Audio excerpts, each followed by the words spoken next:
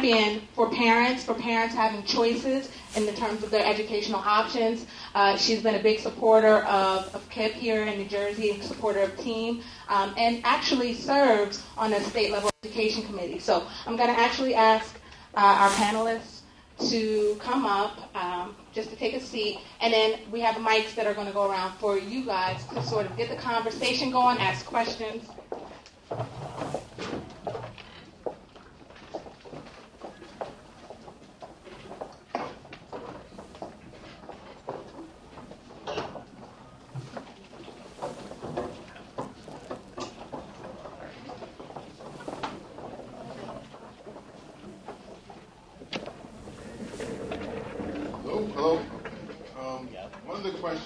One of the questions that I have a daughter that goes to the Spark Academy, and obviously we are all aware of the fact that the state of New Jersey and all the other states, New York, one, is having trouble financially, and there are cuts that are going to be expected. So one of my concerns is I know that the current governor of New Jersey has suggested that he's backing the charter schools, but have we had gotten any word as to what kind of cuts, how they're going to affect the school systems, not only KIPP, but in general? I think you probably know. Good evening, and it's really a pleasure to be here. As was mentioned, I serve in the legislature, and I actually serve on two committees. The Joint Committee on the Public Schools, which has oversight of all the public schools here in New Jersey. It's made up of senators and assembly members, and the Assembly Committee on Education.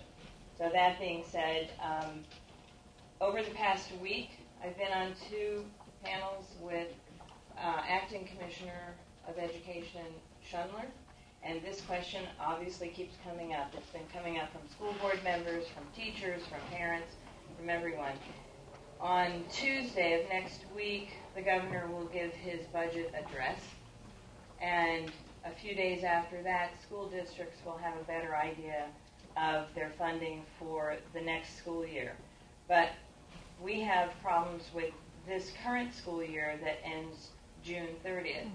And so the $475 million that has yet to be paid out this year has been frozen. And school districts have been told that they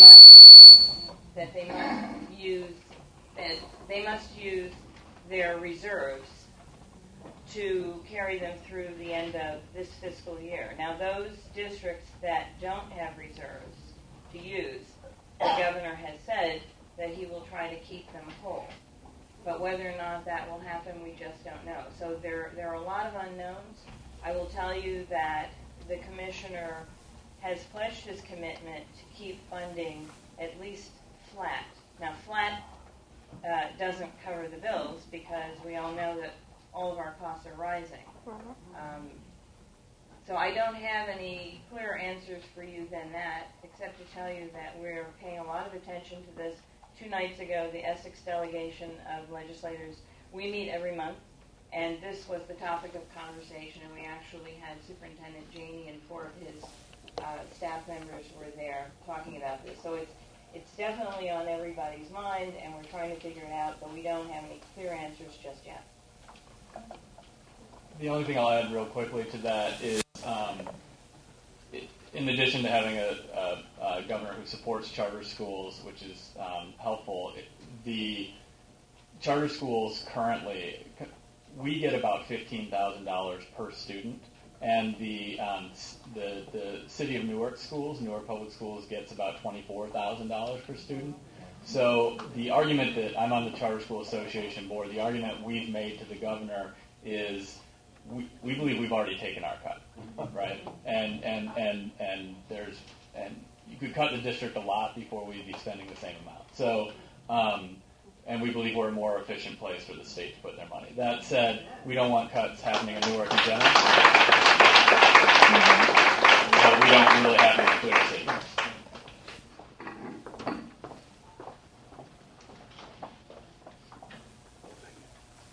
Good afternoon. I'm an old dog, okay? In other words, I'm an old military person. And the thing is, I'm a retired military person. I'm not saying it's only 30 years. Now, my thing is that we have parents who are able to go to college, especially those who've been in the military. In the military family, which I am a part of, they have these grants coming out. They have the Yellow Ribbon program. They have the VEET program. And children now can go to school because in order for a child to learn, the parent has to know what the child is doing. In order to know what the child is doing, the parent got to know what he or she is doing. And you got people now, or reservists or military personnel who are coming home, who can now give their money to their children. Okay? But a lot of people don't know this. It's been broadcast with people they hear, but they don't listen. Okay? So now what the federal government says, that they can now, if they served in the military, especially during Iraq, Iran, and places like this here, they can now go to college, or they can give their money to the children to go to college. And they do have applications on the website, because I've helped quite a few people already. But this is something that has to be spread not only in the school, but through the legislature. And some of the legislators do know somebody won't say nothing. Some will. And I tell them straight up. Okay, because I work with veterans nationwide. Okay? And I'm a fighter by myself. And I love it, because I don't have nobody quarreling but me. And any punch that I get, I take on my own. Can I say a word about that? Because I think it's great information. One of the programs that KIPP has introduced is KIPP to and through college. So what you're going to see happening at our KIPP academies around the country is much more counseling about your college opportunities, including the financial opportunities that are available. And I'm sure that they're going to take full advantage of the information you have. I'm just in other words, to be a college-ready student means you have to have the academic preparation, but you also have to have the other kind of preparation to get ready for college, the financial counseling. Because, and one of the things that our schools aren't doing enough of is providing all that other information that young people need to make good decisions. And many times it's because they don't have the counselors. And right now it is tough times, and there are going to be cuts. But we won't always be in tough times, and we weren't before, and we still didn't have these services in our schools. And so what I like that I'm seeing happen, particularly in events like this, is parents are becoming better informed. You now know the difference between a very good school and a not so good school, because you've been there. And you now know the difference between a very good teacher and a not so good teacher. And you now know the difference between a school which is actively engaged in your child's life and providing an array of services and one that doesn't. So once you've had filet mignon, you don't want to go back to hamburger. So once you've had this kind of educational opportunity for your children, you don't want to go back. And so I think part of why I think what's so important here this evening is you are informed educational consumers. You know what's good for you, you know what's good for your children, and you can not only demand that for yours, but you can help other people become informed consumers. That you can spread the word, you can take what knowledge you have, and then it's not just 250 people, but it's 500 or 750 or 1,000. And we've got to build this out. You're the advanced guard. You're the warriors, you're the heroes, you're the sheroes, but we need more people in this army. And I believe, wonderful elected officials here. But I know I used to be an elected official, did that for 14 years. And I know what elected officials respond to.